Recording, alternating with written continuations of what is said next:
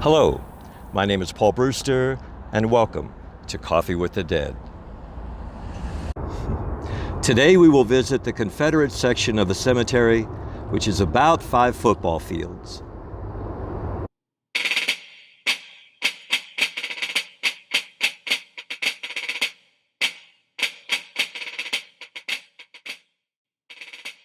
There are almost 7,000 Confederate soldiers buried here, of which about 3,000 are unknown. At the entrance of the Confederate section stands this, a 65-foot granite monument known as the Confederate Obelisk. The obelisk was commissioned by the Atlanta Ladies Memorial Association. The cornerstone for the monument was laid on October 15, 1870, which was the same day that Robert E. Lee died. The purpose of the obelisk was to preserve and foster the memory of the Confederate dead, because the federal government did not fund Confederate burials after the war.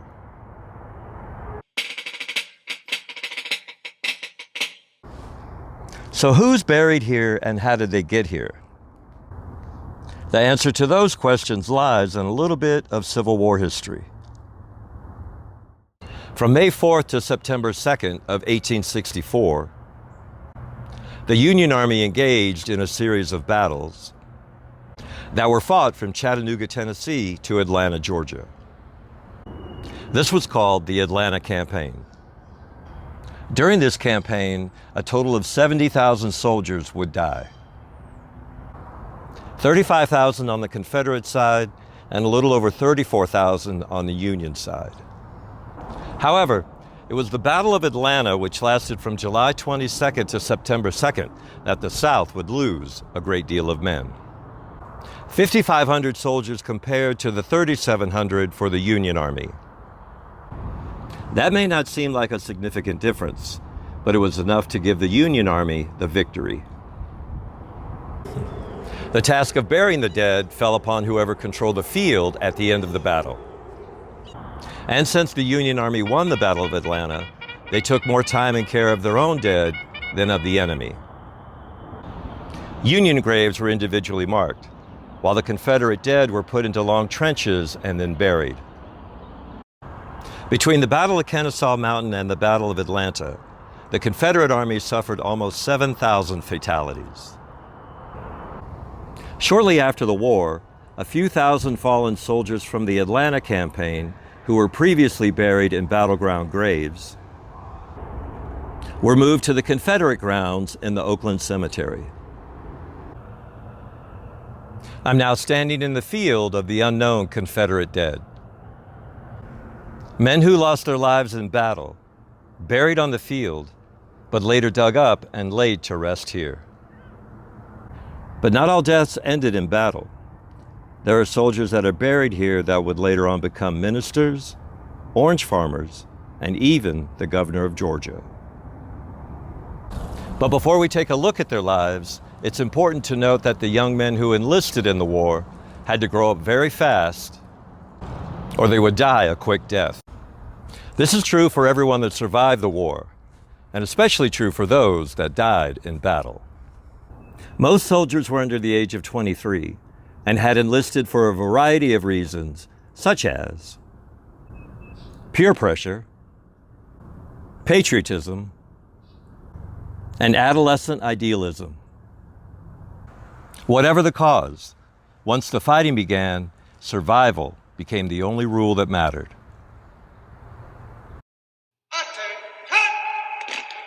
First up, we have Brigadier General Alfred Iverson Jr., who was born on February 14, 1829.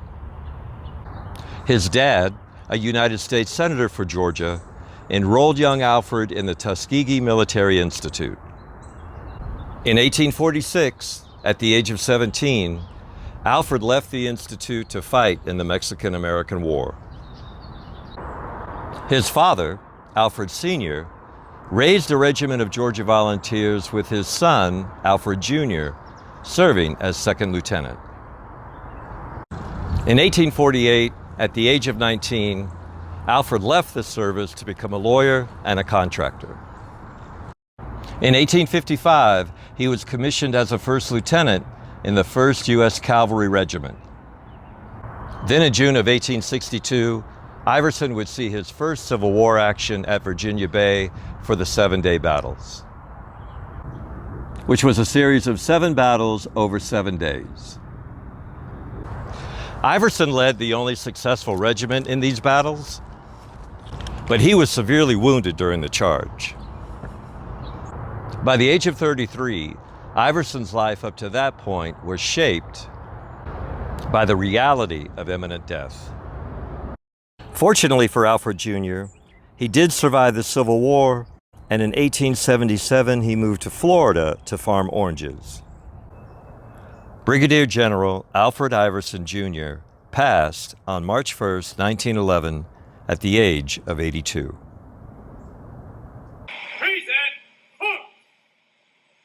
Next up is Brigadier General Clement A. Evans, who was born on February 25th, 1833. Mr. Evans studied law at the Augusta Law School in Augusta, which was the first law school in the state of Georgia. At the age of 18, Evans was admitted to the bar.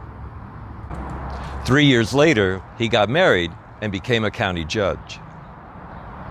4 years after that, Evans was elected as a state senator. A lawyer, a husband, a county judge, and now a senator, all by the age of 25.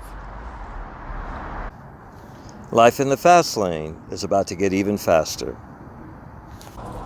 Evans was commissioned as a major in November of 1861 and then promoted to a colonel in May of 1862. He fought in 7 battles, was wounded 5 times, and promoted to brigadier general in May 1864.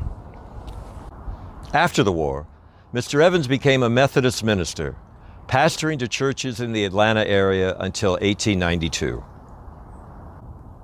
3 years later, Evans published The Military History of Georgia, which is heavily based upon his Civil War memoirs. He then edited and co-wrote the Confederate Military History, a 12-volume compilation first published in 1899. In 1889, while serving as a minister, Evans founded the United Confederate Veterans Group, which was significant in the reconciliation between the North and the South. Reunions among members grew over the years, and in 1911, an estimated 106,000 members and guests crammed into Little Rock, Arkansas, whose population at the time was less than 1/2 that size. In May of 1951, the final reunion of the United Confederate Veterans Group met in Norfolk, Virginia. Only 3 members attended. In commemoration of that reunion, the U.S. Post Office issued a 3-cent stamp later that year. Evans County, which is about an hour west of Savannah, Georgia, is named after Mr. Evans. On July 2nd, 1911, at the age of 78, Brigadier General Clement Evans died in Atlanta. He is survived by his wife, Mary Walton, and their 5 children.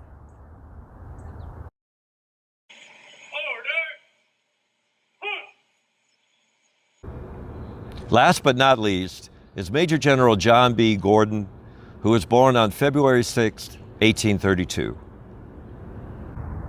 Gordon, who later became a lawyer, attended the University of Georgia, where he was a member of the Mystical Seven Society, which was one of the early college fraternities.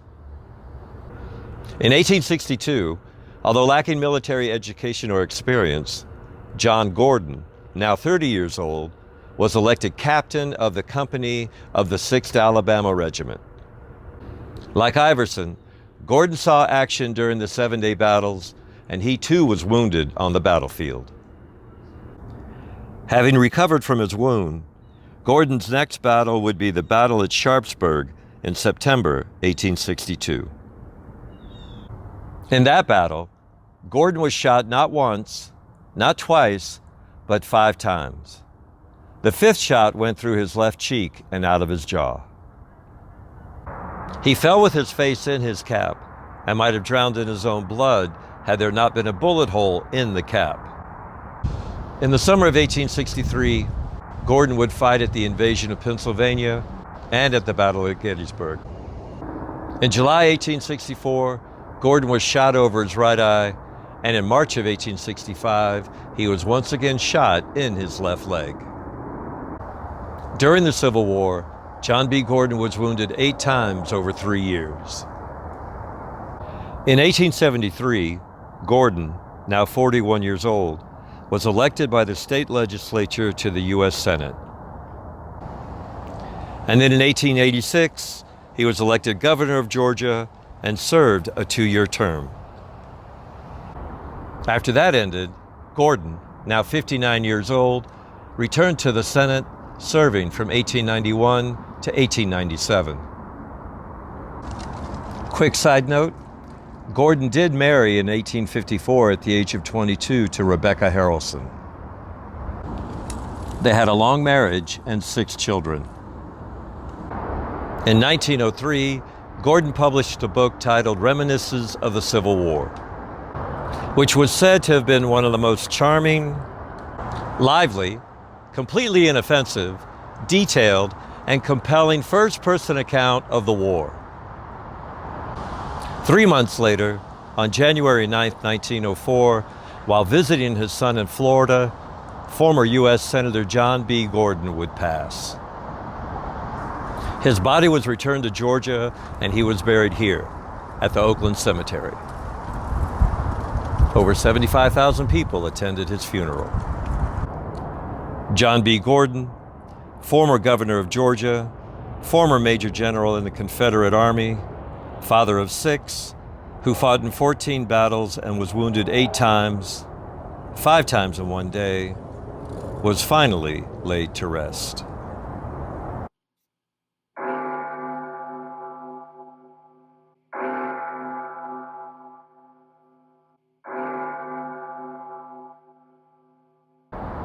Civil War is as old as time. Israel experienced it many times before the birth of Christ. Japan, Russia, China, and Spain have all experienced war amongst themselves. What happened in America over 150 years ago isn't something that we can forget or ignore. But what we can do is make sure that it never happens again. The next time we don't see eye to eye with our neighbor, let's take war out of the equation and learn to be civil instead. Hate is not the answer.